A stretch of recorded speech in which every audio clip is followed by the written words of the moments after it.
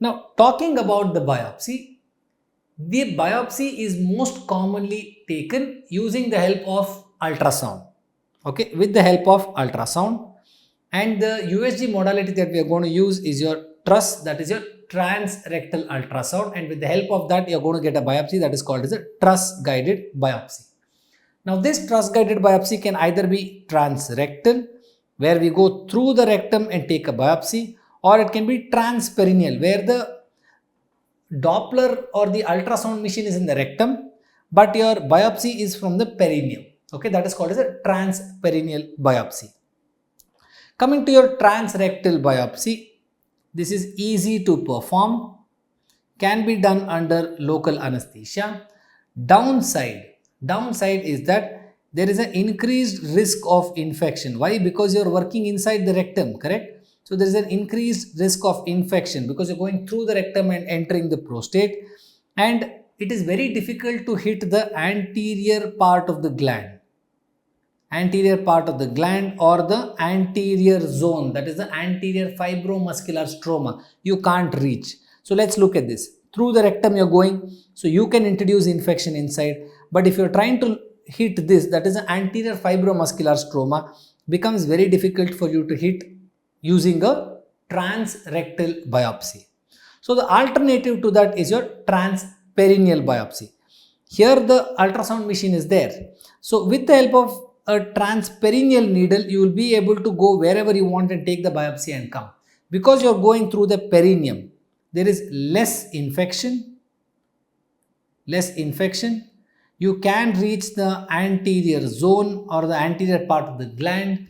Downside is this has to be performed under general anesthesia. It has to be performed under GA. Very, very difficult to do it under local anesthesia. So this was regarding the transperineal biopsy. The previous one was a transrectal biopsy. Now we have taken the biopsy, you have sent it to the pathologist. Now the fun begins. For the next 5 minutes, please stay with me. Alright, you have sent it to the pathologist. The pathologist will look at these slides. Okay, they look at the whatever the sample you have sent, make blocks, make slides, look at it under the microscope, and they are going to categorize it based on something called as a Gleason's pattern, where either you're going to have a lot of glands or there are very less glands. Lot of glands means well differentiated. Why? Because prostate is meant to have a lot of glands. It's a glandular organ. So that means it is well differentiated. As you go lower and lower, the amount of gland will go on reducing. So it is just very less gland means it is a poorly differentiated carcinoma. Okay. So more glands, well differentiated, less glands, poorly differentiated. So this they will tell you whether it is grade 1 or grade 5. Okay. They will tell you whether it's grade 1 or grade 5.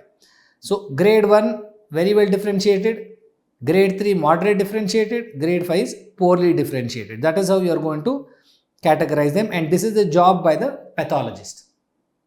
Fun doesn't stop here. Fun starts after this. Okay. Now, when you have your biopsy or the sample that you have, you can have various elements. You can have in one part you can have grade 1, in another part you can have grade 3, in another part you can have grade 4, one more part you can have grade 5. Okay.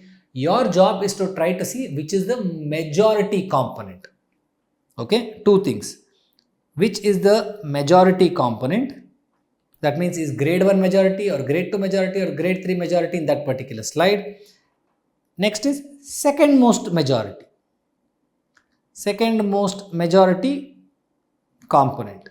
Okay, so let us say in one slide, in one particular slide that you have examined, 80% is grade 2 and 15% is grade 3, and the rest, let us say 5% is grade 1. Let us assume that is how the distribution is. So what they did is they took the most common and the second most common components, they added them to give a score. Okay, that is what we call as a Gleason's score. Now in this particular scenario, which is the most common component? That is 2, because it is found in 80% of that particular slide. Second most common is 3 because it is found in 15%. So they added this 2 plus 3, They said the score is 5. So that is the Gleason's score for this patient. So what is the minimum Gleason score that you can get? 1 plus 1. Okay. So minimum Gleason score is 2. Maximum is 5 plus 5. That means the entire thing is filled with 5, means most common is also 5. Second most common is also 5. Then the score will be 10. Okay. Least is 2. Maximum is 10.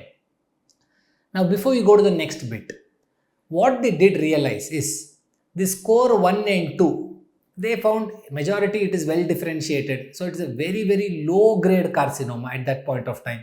So they said there is no point reporting it also. Let's not waste our time. Let's not bother about it. So they ignored 1 and 2. They said let us just leave it out of the classification. Either way it's low grade. Let's not bother about it. So they started looking for beyond it. They started looking at 3, 4, 5. Okay, they said 1 and 2 we leave. Let's concentrate only on 3, 4, 5. So based on this 3, 4, 5 means now if you look at the score, what will it be? It will be 6 to 10. Correct? So if you take the Gleason score, now when you are trying to classify them, you are going to take from score 6 to score 10. 1 to 5 means either way it is low grade, low risk, don't even bother about it. That is what was their understanding. Now based on this score, that is the 6 to 10 score, they classified them further into what we call as the grade group definition. Grade group definition where 6 is considered 1 or low, 7 is considered as grade group 2 or intermittent, again 7 is considered as grade group 3 or intermittent, grade group 4 and 5 is basically your 8, 9 and 10, which are your high risk category. Now the only confusion that arises is in this bit. Okay, both of them are 7, but one is 2, one is 3. Why that cheating? Why should it be different? Now we go back to our first thing that we did. We took most common component and second most common component. So if you see in the first scenario, most common component is 3. 3 means intermediate risk, correct? That means it is not very bad. 4, slightly bad. So majority, so let us say in one scenario 80% was 3, 20% was 4. So again 3 plus 4 is 7. This is one scenario. In the second scenario, 80% was 4, 20% was 3. Again here also the score is 7. But are you seeing the difference? Here majority is grade 3. Here majority is grade 4. So between the two, which do you think is more dangerous? The second one, right? Wherever grade 4 is maximum becomes more dangerous. So based on that, that is how they have put this 4 plus 3 into grade group 3, whereas 3 plus 4 into grade group 2. I hope this clears your confusion. But we are bothered about this low, intermediate risk and high risk. Once we categorize them as low, intermediate and high, your final treatment depends on this. Okay, final treatment depends on this. Now let's talk about the TNM classification. First is T1. T1 means here your T1A, T1B is basically by chance you have done a TURP for a benign disease, and based on the sample that you have got, you will incidentally diagnose a CA prostate. So if less than 5% of the sample that has come is positive for malignancy, it's T1A. If it is more than 5%, it is T1B. T1C means something that is picked up on PSA and you have done a needle biopsy. Needle biopsy and you have proven it. That means there is no obvious lesion that you have found, but PSA was high. Then you have found a suspicious lesion and you have confirmed it with the help of a needle biopsy. Coming to T2. Now T2 means it is within the prostate. Within prostate. It is not gone outside. Okay. Now here you will see whether it is in half. That means one side. Okay. One side or both sides of prostate are involved. Okay. Now in T2A, T2B, it is only one side or half the prostate that is involved. So in this one side, if it is less than half, you're going to call it as T2A. If it is more than half, see it's gone beyond one half, then you're going to call it as T2B. That means once you have divided prostate into right side and left side, in right side, if it is less than half, T2A. In right side, if it is more than half, you're going to call it T2B.